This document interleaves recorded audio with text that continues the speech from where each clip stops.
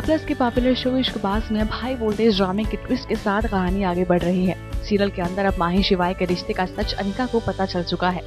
साथ ही माही ने अनिका को ये भी बता दिया है कि माही शिवाय की असली माँ पिंकी नहीं है।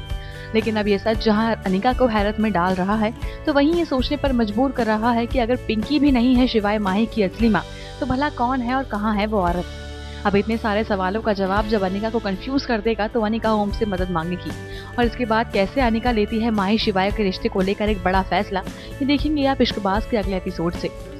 साथ ही शो के अंदर आप ये भी देखेंगे कि अब अनिका ठान लेगी कि अगर पिंकी वाकई नहीं है असली माँ माही और शिवाय की, तो अनिका अब खुद पता लगाएगी कि आखिर कौन थी जिसने जन्म दिया था इन दोनों जुड़वा भाइयों को। और साथ ही ये भी पता करने की कोशिश करेगी अनिका कि आखिर किन सिचुएशंस के चलते माही शिवाय से बिछड़ गया था और आखिर किसने शिवाय को पिंकी की गोद में डाला था।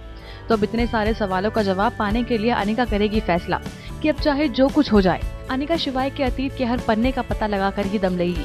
और वाकई अभी देखना काफी दिलचस्प होगा कि अब कैसे अनिका की खोज कामिनी तक पहुंचेगी और उसके बाद शिवाय के सामने सच से पर्दा उठेगा।